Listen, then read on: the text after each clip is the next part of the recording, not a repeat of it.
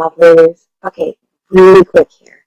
This is a really long video. I apologize, but it's a very serious topic, so please continue watching. Hello, my lovelies. I hope you're all doing well. I have a script today. Because I'm going to talk about something very serious and something that literally terrifies me. I almost gave up having sex talks on my channel and gave up YouTube because this is something I knew I had to do if I was going to continue having any kind of sexual talk on my channel. I have told quite a few of my friends, as well as my daughter many times, that you need to face your fears. This is one of mine. You know from the title that we're going to talk about rape today. I was raped.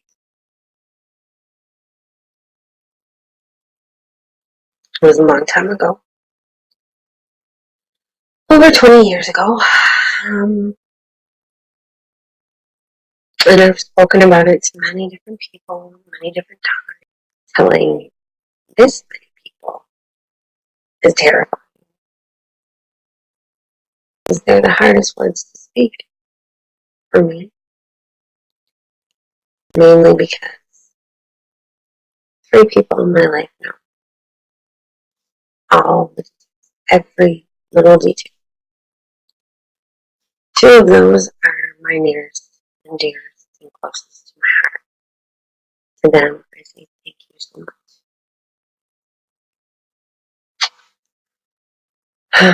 One of them was a friend, and a friend that didn't believe me. And that's why they're the hardest ones to speak. Believe. It's so hard to talk. Victims can be afraid to talk because of blame. Somebody might blame them for being raped, which I think is ludicrous.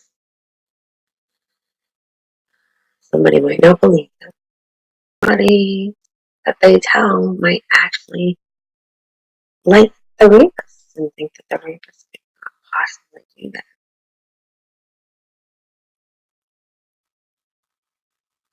And proof. There's no proof. Also, it's hard for anyone to hear a victim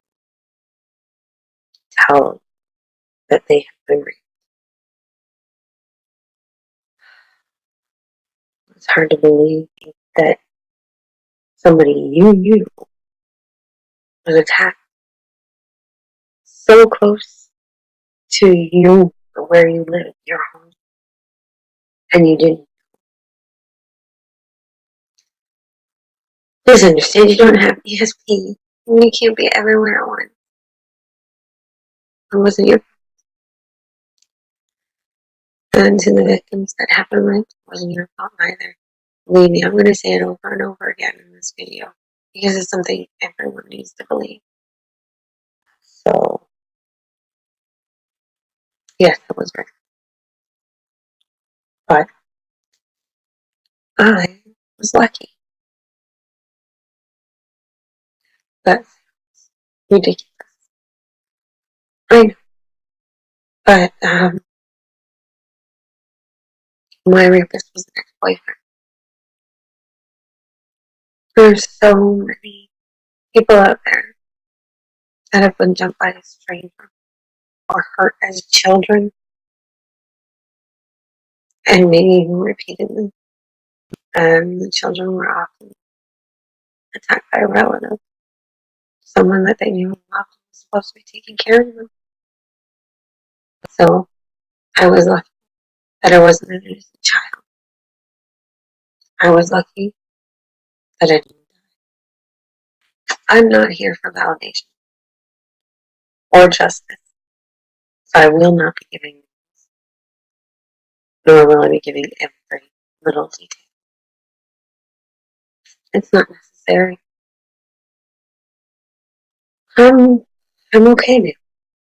Still hurt, obviously, when I speak about it, think about it, anything like that. But I'm okay. So this ex-boyfriend had been my first serious boyfriend, and my first for many, many years. I was 17. I was 9. If you know anything about me, you know I try to think the best of people, and that I love and peace and happiness.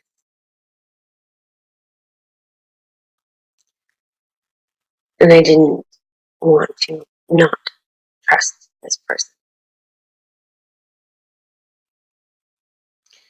Even though this ex was an ex-boyfriend because he cheated on me, I still believe somehow that there was kind of there, you know. It was also part of a group of my friends. And I somehow convinced myself that we could be just friends. So, in an attempt to ease any tensions, when he asked me to come over and hang out and watch movies with him and another friend, I did. I, I did it because I thought I was safe. I really believed that I was safe.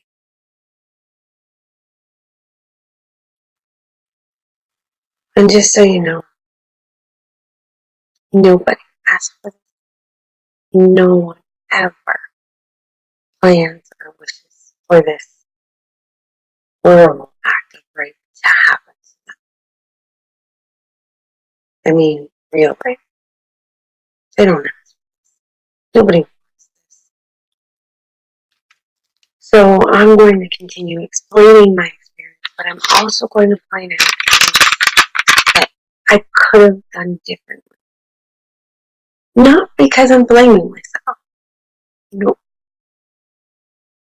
but in case it helps any of you out there to recognize and see a red flag that popped up that I either pushed back down or just refused to see. Again, I'm not blaming myself.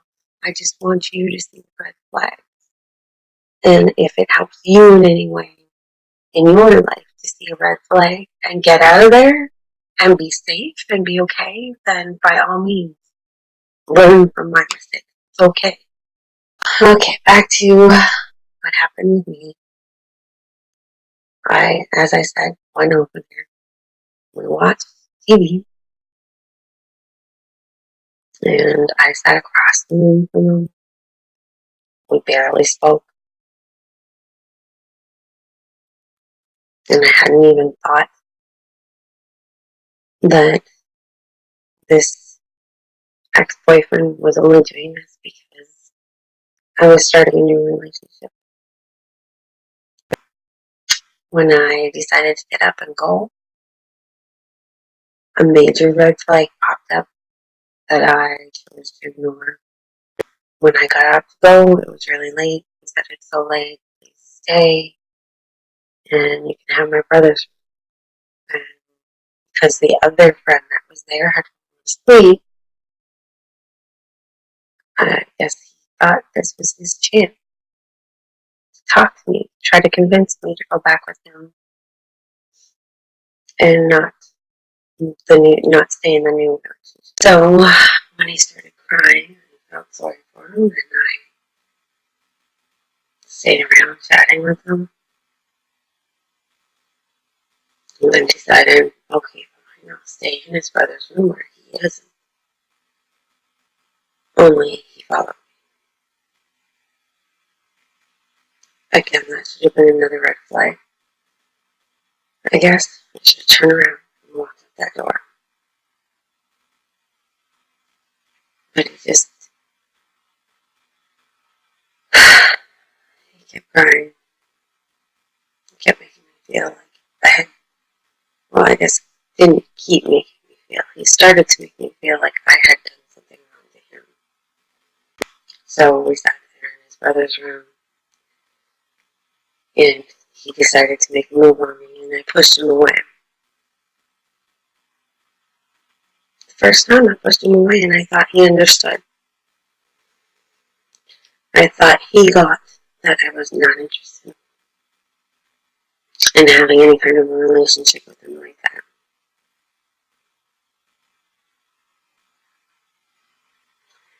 And then I needed his help.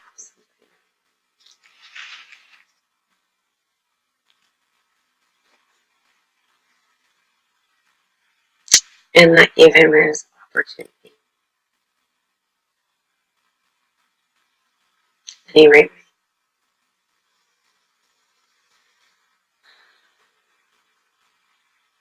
I screamed no. I tried to bite him,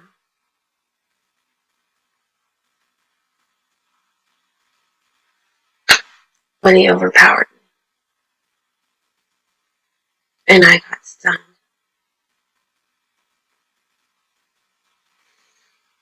This is something that I really don't think a lot of people mention when they're talking about rape.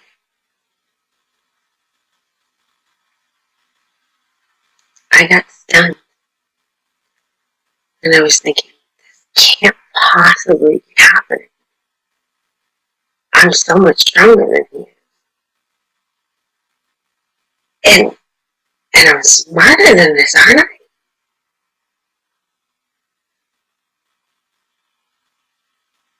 You've heard the expression, a deer caught in the headlights. Probably even seen one. What happens is they freeze. Once I knew I couldn't get him off of me, I did the same thing.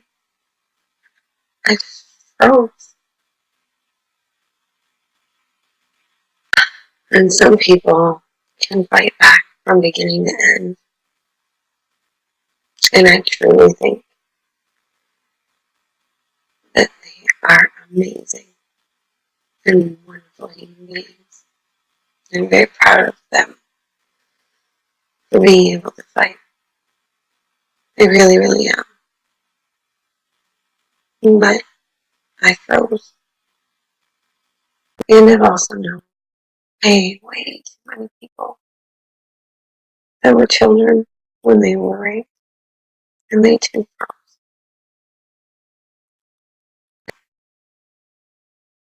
The shock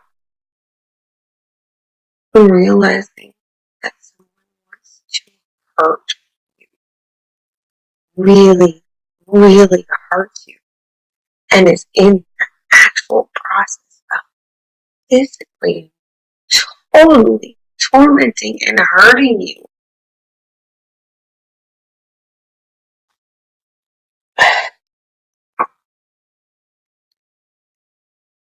It's something I've never felt before or since.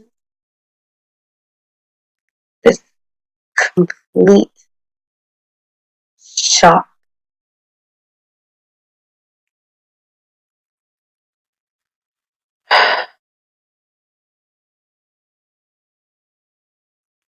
Society is a little numb from violence in TV and movies. And whether you know it or not, you might be a little numb towards violence. But once you realize that violence is being turned on, and you're right in the process of violence, someone being violent to you, you just can't believe it. That's what I did. I didn't believe it. I convinced myself it wasn't real, and I checked out. I mean it. When I say I was shocked and stunned, I don't just mean physically, I mean mentally. Every single part froze and stayed frozen.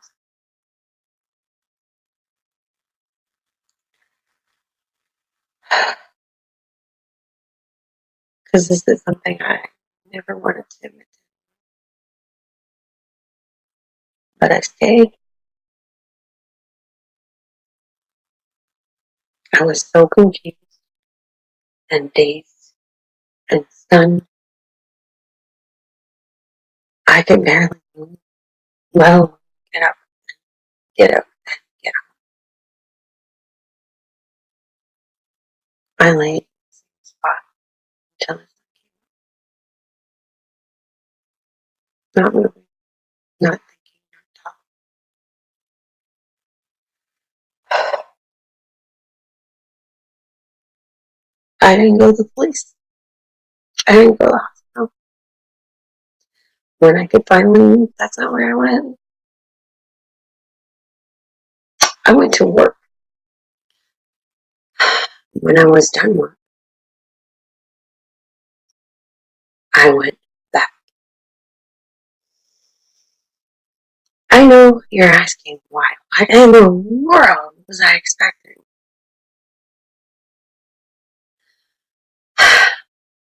All I know is that I'm strong. I'm gonna go fight a man. And when I got there, he shook me down. He told me to shut up and go home.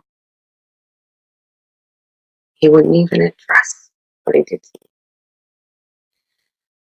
He certainly wasn't going to admit what he did to me. And here's the thing. With all of the people in the Me Too movement, all the talk, all the videos, with all of the thousands of us victims sharing our story, it means that there are thousands of people out there that have actually done this to someone. It actually raped someone. Thousands of rapists. My God, that's so scary.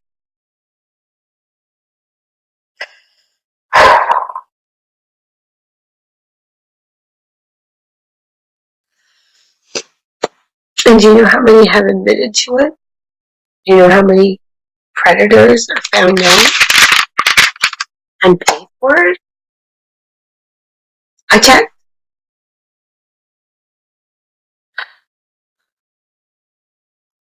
The statistics are inconclusive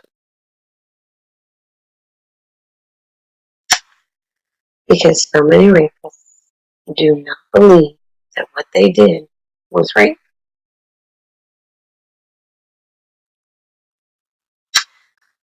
They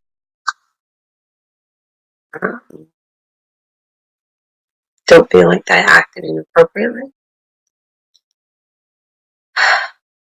Even ones that have been locked up in jail for it still say that it's the victim's fault.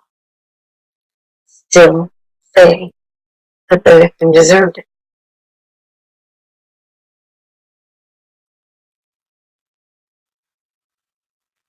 How is this possible? Proof. People, proof. It's so hard to prove.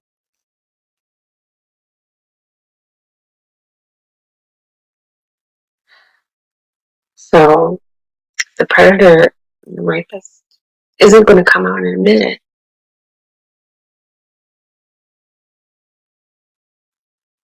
Then more than likely there wasn't a witness. Then where's the proof? I mean, if this happens to you and you can reach your phone and hit record, then by all means, please do so. Because then you can use that as evidence. Hardcore evidence. And if you don't have that, and you don't happen to be in an area where there's a camera recording, which more than likely you won't, then there's no problem. In the case of a witness, guess what? The witness, they didn't stop it. They're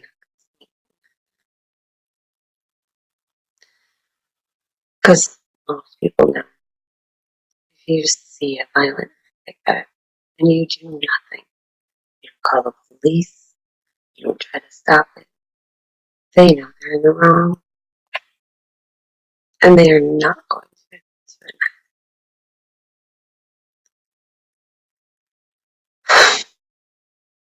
So, denial breeds hate.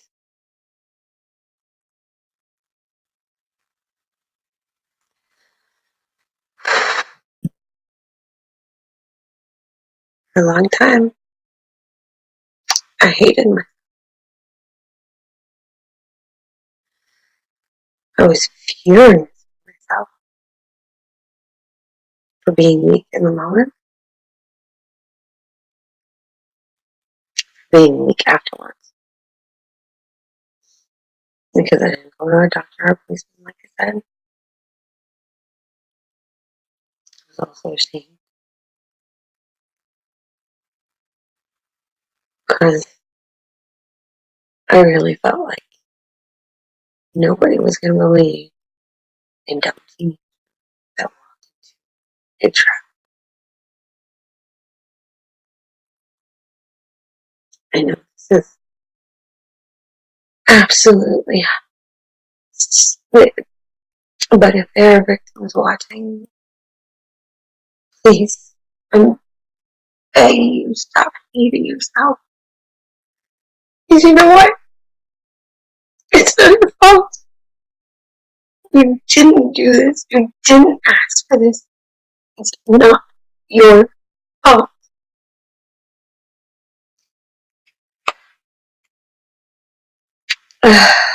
Being raped is not your fault. The person that raped you, it's their fault. I've said it before, I'm going to say it again. It's their fault, not yours. It doesn't matter what you were wearing, what you were doing, anything. It's their fault, not yours. So stop hating yourself, please. I know it's hard. It's crazy hard. But I'm begging you, stop hating yourself. It's really the first step in getting better. To anybody that has been raped, I'm so sorry. It shouldn't happen to anybody, ever. I'm so sorry. So how do you deal with this? After you've been raped, most people have been told many, many times, go to the police, go to the hospital, right away. That's the best course of action.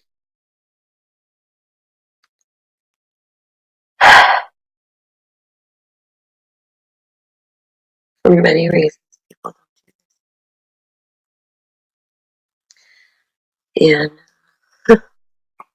there are going to be some people out there right now that are going to really dislike what I'm about to say. But, hear me, I'm going to say it. This can be one of the hardest things to face. To admit that someone attacked you, got away with it. To admit that you might have froze. To admit that you can't face those memories again. To admit that you're terrified that no one will believe you. To admit that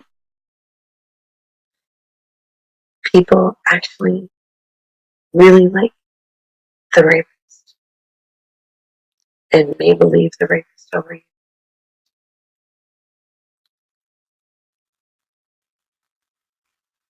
All of this, roll the victim back. And it's very, very realistic that you take time to think. I waited 10 to 20 years. The first time I mentioned it was to a friend that didn't believe. That discouraged me so much that I didn't talk about it again for years. For another 10 years.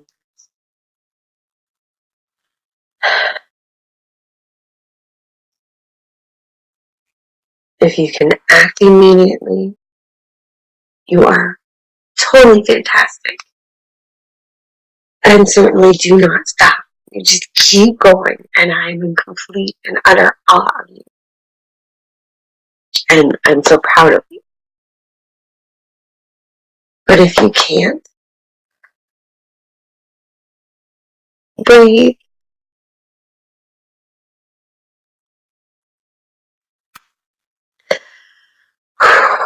See? Breathe.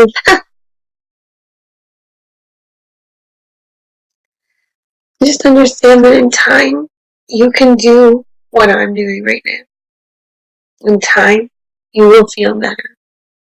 And you will trust again, and you will love again. You will live. But take that time that you need to take care of you.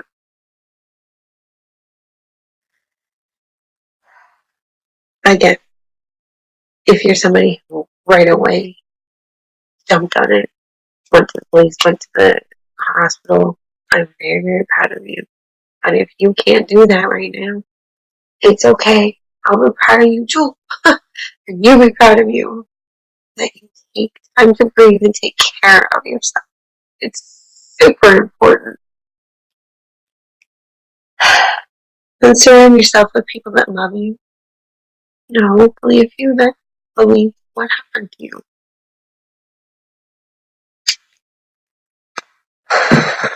Okay? Now, as for the loved ones of the breathing, please just listen and believe them. Please believe them. Let them do what they can when they can. So support them and believe them and support them in what they can do. If they're not ready to talk about more or to authorities or anything like that, it's okay. Tell them it's okay.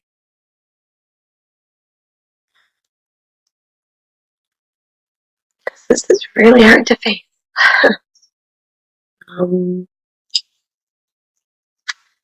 Now, I'm going to go straight from talking about getting people to believe you and how hard it is to believe and asking the loved ones of rape victims to believe into something that really, really disgusts me and makes me very, very angry. There are people that have lied about being raped. What in the world is wrong with you? You cannot lie about this. You know why?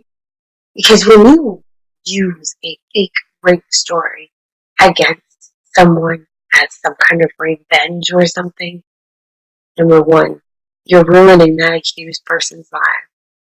And number two, you are helping rapists get away with it. Because people like you that have lied are the reason why we don't talk to people. We're afraid people are going to believe us because there are people out there that have actually lied about this. It's not funny, it's not cute. It's scary, it's hellish, and it's awful, and it's long-term life trauma. You don't lie about this. Not this. Please, not this. If someone has hurt you, if you need to talk to someone because you're upset about something, then go talk to them. But do not use this as some kind of revenge. This is not a joke. This is not something to lie about. So don't. Please don't.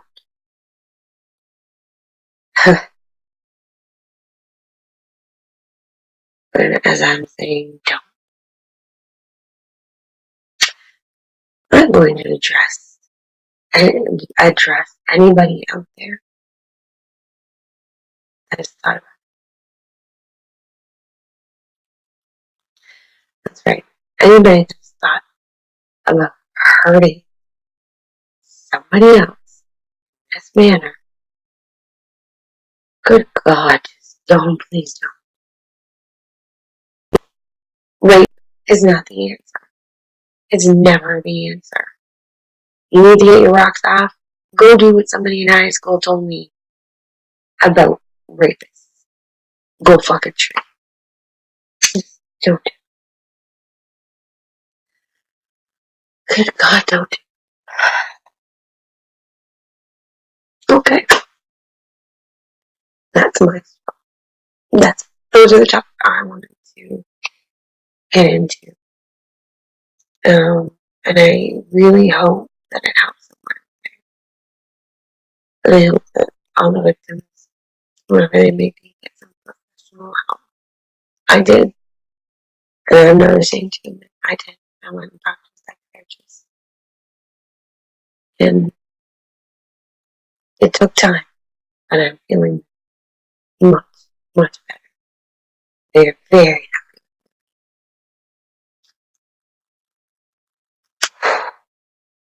So now I'm going to research. Especially in this case, if you need or want to remain anonymous, you may call the Assaulted Women's Hotline. Their number is 866-863-0511. They're open 24/7, and they can accommodate over 200 languages. I didn't even know it was over 200 languages. But this number, along with anything else that I'm about to talk about resource-wise, is all going to be down in the description.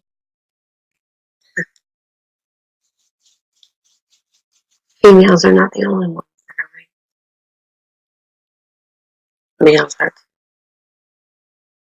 So where that last one said women's hotline, this one is a website for men to go to.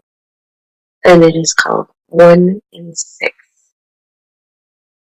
And that's not just the name of the website. What it means is, out of 6 males that you may know, 1 has been raped.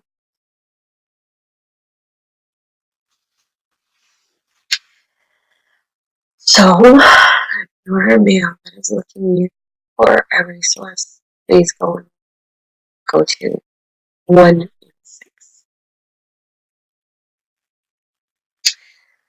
And for the GLBTQ community, there is the GLBTQ domestic violence hotline. That one is 1-800-832-1901. There's no guidelines for this, people. any age, anywhere can be raped. The next one is for children and parents. It is called the childsafetypledge.org. It's a website that contains a pledge for parents to sign, and it will educate you on red flags and signs of sexual predators. The next resource I will mention is for family and friends of rape victims, because you can get shocked and angry, like I said, when your loved one tells you that they have been raped, and that's pretty normal. But if you want to take some kind of action of your own, please go to this website, which is called Stop It Now. It will educate you on the victims, the rapists, and of course, help you as the loved ones to figure out what you need to do. And the last one is an international resource. I'm here in Canada, but the International Resources for Sexual Assault Survivors is a website that has lists and lists of resources for all around the world. Okay, so that's what I needed to share. And I really, really hope this helps people. No matter who you are, I hope it helps. Because I really do intend on helping people. I don't intend on offending people. So if I have offended you, please go ahead and leave a comment below as well. And again, if you want to talk, leave that comment down below. I will respond. I'm a little channel, barely little subscribers or viewers, and it'll be easy for me to respond. Okay? So, to all my loved ones, please remember, you deserve to be loved and have peace and happiness, and to give love and give out peace and happiness. So I hope you go out there and find your joy and help others to find theirs. Thank you so much. Bye-bye.